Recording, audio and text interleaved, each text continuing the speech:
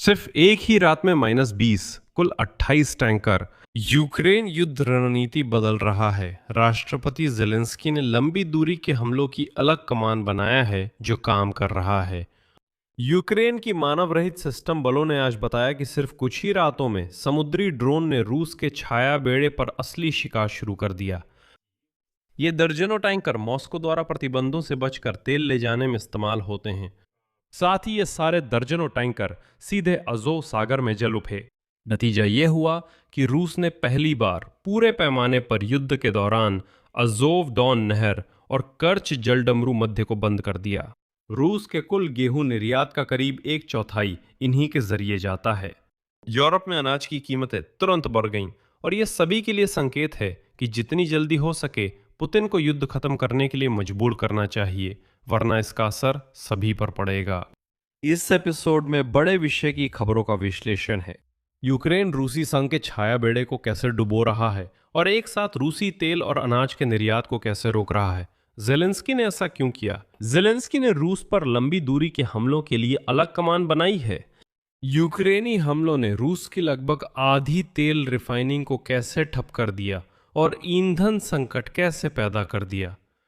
Patriot मिसाइलों का उत्पादन, जिसे ट्रंप ने यूक्रेन को अनुमति दी, व्लादिमीर पुतिन को मुश्किल में क्यों डाल रहा है और रूस किस तरह जवाब दे रहा है। नए जेट ड्रोन गेरान 4 सीकर से लेकर दिखावटी तौर पर आक्रमण का नाटक करने की कोशिशों तक। मेरा नाम अलेक्सेई पीची है। आइए इन सभी विषयों पर साथ में चर्चा करें। लेकिन शुरू करने से पहले मेरा नाम अलेक्सेई पेची है। आइए इन सभी विषयों पर साथ में चर्चा करें। लेकिन शुरू करने से पहले मैं आप सभी से अनुरोध करता हूं कि इस YouTube चैनल को सब्सक्राइब करें। हम 3 लाख के आंकड़े की ओर बढ़ रहे हैं। मैं आभारी रहूंगा अगर आप व्यक्तिगत रूप से इन 3 लाख का हिस्सा बनेंगे। मुख्य बात यह है कि 11 जुलाई की रात यूक्रेन की रक्षा सेनाओं ने अज़ोव सागर में बड़ा ऑपरेशन किया, जिसके आंकड़े वाकई प्रभावशाली हैं। यूक्रेन की सशस्त्र सेनाओं के जनरल स्टाफ के अनुसार 21 रूसी टैंकर को नुकसान पहुंचा है। इनके अलावा यूक्रेनी सैनिकों ने 4 टग बोट, 2 मालवाहक जहाज और 1 ड्रेजर को भी निशाना बनाया। कुल मिलाकर एक ही रात में 28 जहाज। देखिए, शायद ये मेरी पूरी जंग का रिकॉर्ड है। सोचिए, एक ही रात में अज़ोव सागर में 28 जहाज़ों पर हमला हुआ, पर वे 2100 तेल और पेट्रोलियम उत्पादों से भरे टैंकर थे, वो भी एक ही रात में। यूक्रेन के मानव रहित प्रणाली बलों के कमांडर रॉबर्ट माद्यार ब्राउदी ने पुतिन के छाया बेड़े की शिकार की व्यापकता उजागर की। 6 से 11 जुलाई तक 5 रातों में यूक्रेन के मानव रहित प्रणाली बलों ने पहले ही 76 रूसी जहाज़ों को निशाना बना लिया। उन्होंने बताया कि हमलों के चलते कर्च जलडमरू मध्य से आवाजाही रोक दी गई थी और 11 जुलाई की रात यूक्रेनी सैनिकों ने कब्जे वाले क्रीमिया और दक्षिण में 53 सैन्य ठिकानों पर हमला किया, जिसमें नौसेना और ऊर्जा ढांचा भी शामिल है। और ये कोई एक बार की कार्रवाई नहीं थी, ये अब एक श्रृंखला बन चुकी है। सब कुछ 9 जुलाई की रात शुरू हुआ, जब यूक्रेन के रक्षा बलों ने अज़ोव सागर में रूसी ठिकानों पर बड़ा हमला किया। उस समय 12 जहाज़ों के साथ तेल टर्मिनल और कब्जाधारियों के गोला बारूद भंडार को भी निशाना बनाया गया था। फिर और हमले हुए और कुछ ही दिनों में यूक्रेन ने अज़ोव सागर को एक शांत इलाके से रूसी टैंकरों के शिकार का इलाका बना दिया। अब वहां जैसे शूटिंग रेंज हो गया है। ड्रोन बल बस पकड़ती हैं और हमला करती हैं। और ध्यान दीजिए, रूसी लोग कुछ भी नहीं कर पा रहे हैं, बिल्कुल कुछ भी नहीं। वे बस क्या कर सकते हैं? सिर्फ जलडमरू मध्य को बंद कर सकते हैं, बस इतना ही।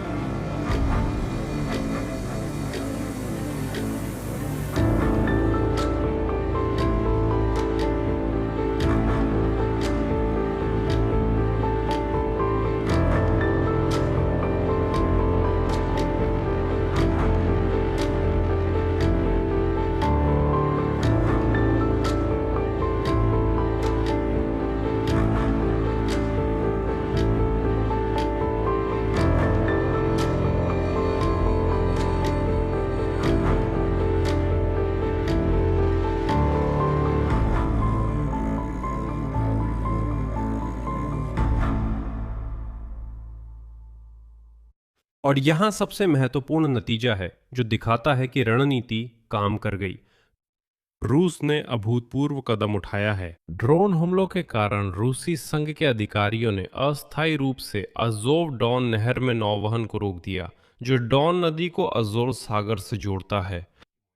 इसके अलावा रूसी सीमा प्रहरियों ने शिपिंग कंपनियों को केर्च जलडमरू मध्य से गुजरने के लिए आवेदन स्वीकार करना बंद करने की सूचना दी है। इसका मतलब है कर्च जलडमरू मध्य भी बंद हो रहा है। ये सबसे संवेदनशील जगह पर हमला क्यों है? क्योंकि यह सिर्फ तेल पर ही नहीं बल्कि अनाज पर भी असर डालता है, जो रूसी बजट की एक और आय का स्रोत है।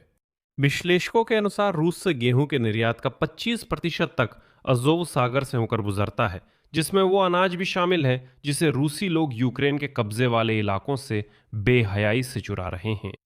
और क्यों? वैसे ये सूखा माल ढोने वाले जहाजों पर हमलों को जायज ठहराता है। रूस के दो सबसे बड़े अनाज उत्पादक क्षेत्र रोस्तोव क्षेत्र और क्रास्नोदार क्षेत्र समुद्र तट के पास स्थित है, और विश्व बाजार ने तुरंत प्रतिक्रिया दी। जहाजरानी के निलंबन की खबरों के बीच यूरोपीय एक्सचेंज यूरोनेक्स्ट पर गेहूं के भाव शुक्रवार को 4% बढ़ गए, जो 6 हफ्तों का उच्चतम स्तर है। विश्लेषक ये भी बता रहे हैं कि ये वास्तव में पहली गंभीर बाधा है। रूसी अनाज के व्यापार में पूरे 4-4.5 साल की पूर्ण युद्ध अवधि में ऐसा पहली बार हुआ है। 10 जुलाई की रात ड्रोन ने अजोव, तगानरोग और रोस्तोक क्षेत्र के इलाकों पर हमला किया था। अजोव के 2 पेट्रोलियम भंडारण केंद्रों में आग लगी थी, और 11 जुलाई की रात को तगानरोग की खाड़ी में ड्रोन ने रूस के 4 और जहाजों पर हमला किया, जिनमें एक मेथनॉल से भरा टैंकर भी शामिल था। जैसा कहा जाता है, घेरा धीरे धीरे कस रहा था और अंत में मॉस्को को समुद्री क्षेत्र बंद करना पड़ा। और अब सबसे महत्वपूर्ण बात, अजोव सागर में टैंकरों का ये शिकार कोई अचानक उठाया गया कदम नहीं है। ये यूक्रेन की नई सैन्य नीति का हिस्सा है। व्लादिमीर ज़ेलेंस्की ने इसे औपचारिक रूप से स्थापित किया। अब मैं यूक्रेन के राष्ट्रपति का उद्धरण पेश कर रहा हूं। आज मैंने यूक्रेन की सशस्त्र सेनाओं के तहत एक विशेष कमान बनाने का आदेश जारी किया है। ये कमान इस युद्ध में रूस पर लंबी दूरी से बल्कि लगभग वैश्विक स्तर पर असर डालने के लिए बनाई गई है। नई संरचना का कार्य स्पष्ट रूप से निर्धारित है। सभी उपलब्ध संसाधनों को केंद्रित करना, ताकि रूसी सैन्य क्षमता को और भी अधिक काफी हद तक कम किया जा सके। राष्ट्रपति ने कमांडर का नाम नहीं बताया, सिर्फ कहा कि वह मजबूत और बहुत अनुभवी होगा। यूक्रेन के हीरो ब्रिगेडियर जनरल दिमित्री वोलोशिन के नेतृत्व में संयुक्त त्वरित प्रतिक्रिया बल बनाए गए हैं। असल में यही युद्ध की रणनीति में बदलाव है। यूक्रेन आधिकारिक रूप से स्थानांतरित कर रहा है। लंबी दूरी के हमले तेल रिफाइनरियों, टैंकरों, सैन्य औद्योगिक परिसर के कारखानों, ऊर्जा ढांचे आदि पर किए जा रहे हैं। जैसे पहले ये अलग अलग ऑपरेशनों के रूप में होता था, याद है? वहां पाउतीना ऑपरेशन हुआ था, सबने कहा वाह, लेकिन उसकी तैयारी बहुत समय से चल रही थी। वो एक बार का ऑपरेशन था, फिर कुछ समय के लिए रुक गया। नहीं, अब इससे एक स्वतंत्र कमान, एक अलग सैन्य शाखा के रूप में स्थापित किया जा रहा है, जो सिर्फ ऐसे हमलों के लिए काम करेगी। यानी अब युद्ध को व्यवस्थित रूप से रूस के पीछे के इलाकों तक ले जाया जा रहा है। लेकिन टैंकरों पर समुद्री हमला इस रणनीति का सिर्फ एक हिस्सा है। दूसरा हिस्सा है तेल रिफाइनरियों पर हमले, और इसमें नतीजे और भी बड़े हैं। यूक्रेनी सशस्त्र बलों के जनरल स्टाफ के अनुसार जुलाई 2026 की शुरुआत तक यूक्रेन की रक्षा सेनाओं ने रूस की तेल रिफाइनिंग की कुल परियोजना क्षमता का 43% निष्क्रिय कर दिया है, यानी लगभग आधा। सिर्फ पिछले महीने में ही टॉप 10 सूची में शामिल 8 रूसी रिफाइनरियों पर सफलतापूर्वक हमला किया गया। कुल नुकसान अगस्त 2025 से एक साल में इस क्षेत्र को 13.5 अरब डॉलर का नुकसान हुआ है। हमलों का भूगोल दिखाता है कि अब लगभग कोई भी लक्ष्य पहुंच से बाहर नहीं बचा है। यूक्रेनी सशस्त्र बलों के जनरल स्टाफ ने जुलाई के हमलों के नतीजे बताए हैं। 4 जुलाई को सेंट पीटर्सबर्ग के तेल टर्मिनल पर हमले में अलग अलग क्षमता के 8 टैंक एक साथ क्षतिग्रस्त हो गए। वोरोनेज क्षेत्र के बोरिसोग्लेब्स्क हवाई अड्डे पर 8 जुलाई को 28 टैंक में आग लग गई, जिनमें बायोकेरोसिन था। कुल मात्रा 1600 घन मीटर। यारोस्लाव में स्लावनेफ्ट यानोस रिफाइनरी और कस्तोव का कारखाना प्रभावित हुए हैं। सबसे बड़ा झटका ओम्स्क ऑयल रिफाइनरी को लगा, यानी रूस की सबसे बड़ी रिफाइनरी। 6 जुलाई को लगभग 2500 किलोमीटर यानी 2500 किलोमीटर सीमा से दूर स्थित रिफाइनरी पर हमला हुआ। इसके बाद रूस में वास्तव में केवल एक बड़ा कारखाना बचा था जिस पर हमला नहीं हुआ था। ये इर्कुत्स्क क्षेत्र में स्थित है। ये टॉप 10 में नहीं है, लेकिन अब तक हमला ना झेलने वाली बस एक ही रिफाइनरी बची है और वो इरकुत्स्क क्षेत्र में है। रूस के पीछे के इलाकों के लिए नतीजा है ईंधन संकट। ध्यान दें, ऑटोमोबाइल पेट्रोल का उत्पादन रूसियों द्वारा घरेलू बाजार में औसत गर्मी के मौसम की खपत के स्तर से घटकर 65% रह गया है। और यूक्रेनी सेना की सफलताओं के बीच एक बड़ी राजनीतिक खबर भी आई। इस हफ्ते अमेरिका ने यूक्रेन को पैट्रियट सिस्टम के लिए मिसाइलों के उत्पादन की लाइसेंस देने पर सहमति जताई और डोनाल्ड ट्रंप ने सार्वजनिक रूप से जेलेंस्की की तारीफ की, उनकी मेहनत को शानदार बताया। ये क्यों महत्वपूर्ण है? वॉशिंगटन पोस्ट ने इसे व्लादिमीर पुतिन के लिए एक जाल बताया है। अगर यूक्रेन के पास पैट्रियट मिसाइलें पर्याप्त होंगी तो रूसी कब्जाधारी अपने मुख्य हथियार बैलिस्टिक मिसाइलों से वंचित हो जाएंगे। अखबार के अनुसार अब व्लादिमीर पुतिन को ही यह सोचना पड़ेगा कि इन वास्तविकताओं को स्थानीय स्तर पर कैसे बेहतर तरीके से पेश किया जाए। जब ट्रंप प्रशासन ने यूक्रेन की सफलताओं को सार्वजनिक रूप से स्वीकार किया, आज क्रेमलिन की प्रतिक्रिया से उसकी उलझन साफ दिखी। क्रेमलिन के प्रवक्ता दिमित्री पेस्कोव ने कहा कि मॉस्को इसे तनाव की बढ़ोतरी नहीं मानता, लेकिन वॉशिंगटन का रुख गलत बताता है और चेतावनी दी गई कि यह फैसला युद्ध को बढ़ा सकता है। क्या सच में? सच में मतलब आप समझ रहे हैं, रूसियों के तर्क के हिसाब से, हालांकि मुझे लगता है कि वे अच्छी तरह जानते हैं कि वे क्या कह रहे हैं, लेकिन उनके तर्क के मुताबिक अगर यूक्रेन बिल्कुल भी जवाब नहीं देता तो युद्ध कब तक खत्म हो गया होता। मतलब जब आप जवाब देने की कोशिश करते हैं, जब आप इस आक्रामक देश यानी रूस के घमंडी चेहरे पर मारते हैं, जब आप इस खिलौना तानाशाह पुतिन के चेहरे पर मारते हैं, तो इससे युद्ध लंबा हो जाता है। जैसे क्यों मार रहे हो, मत मारो, बस मतलब मान लो। रूसवासी याद रखो, यूक्रेनी तुम्हारी तरह दब्बू नहीं है। दब्बू तो सिर्फ तुम हो, तुम लोग असली दब्बू हो। फ्यूल क्राइसिस में भी बोले सब ठीक है, पेट्रोल पंप पर लाइन में लगो, एक दिन लाइन में रहेंगे, 20 लीटर पेट्रोल मिल जाएगा। रूसवासी पुतिन से सवाल नहीं करते कि ये हालात कैसे बने, बल्कि चुप रहते हैं। क्या बात है, हमें कोई नहीं हरा सकता, अब क्या करेंगे? हम चीनी इलेक्ट्रिक गाड़ियों पर आ जाएंगे। हम जाएंगे और चीनी बड़े भाई के जूते चाट कर उनसे इलेक्ट्रिक गाड़ियां व सोलर पैनल मांगेंगे। बस इसी पर इन्हें गर्व है। मैं फिर कहता हूं, आप भूल जाते हैं कि यूक्रेनी रूसी नहीं है। कूचमा ने भी लिखा था, यूक्रेन रूस नहीं है।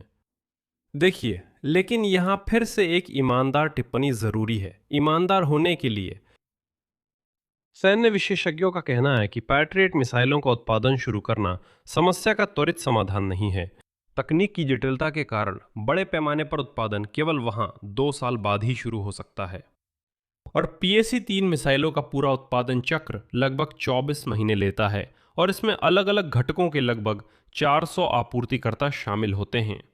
ऐसी मिसाइलों का लाइसेंस प्राप्त उत्पादन आज केवल जर्मनी और जापान में है। लेकिन दूसरी ओर एक और खबर है जो इस स्थिति को थोड़ा नरम कर देती है। यूक्रेन के लिए पैट्रियट मिसाइलें जर्मनी पहले से ही आज बनाना शुरू कर देगी, जब तक कि हम अपना उत्पादन स्थापित करेंगे।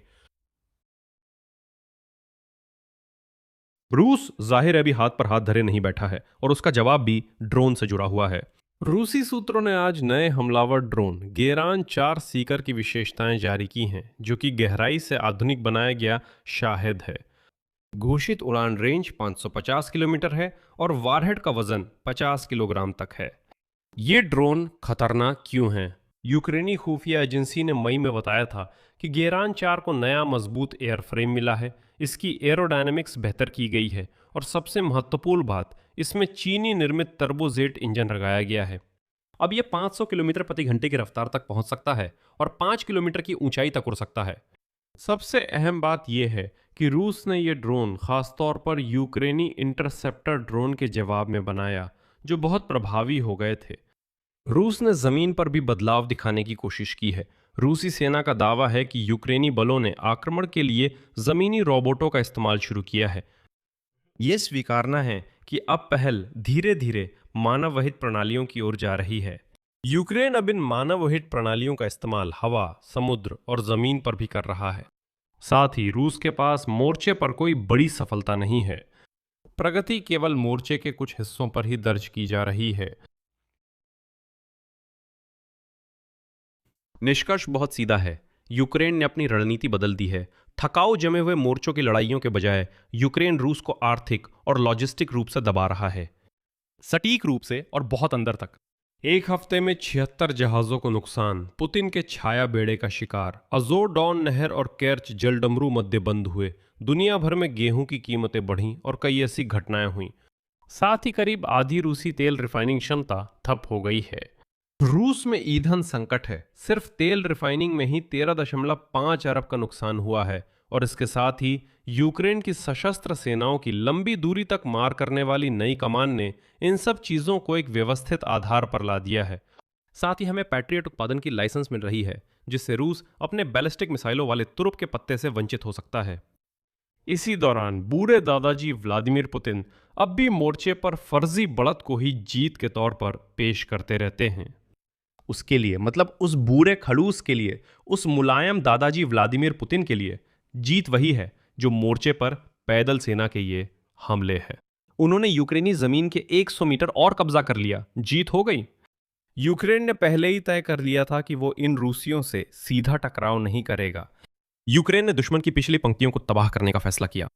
जब पुतिन कहते हैं हमने यूक्रेन की जमीन के 100 मीटर पर कब्जा किया, वो भूल जाते हैं कि यूक्रेन ने हमारी सारी तेल रिफाइनरियां तबाह कर दी हैं और हमें एजोव सागर से बाहर कर रहा है। हम जलडमरू मध्य बंद कर तेल, गेहूं और पेट्रोलियम उत्पादों का निर्यात पूरी तरह रोक रहे हैं।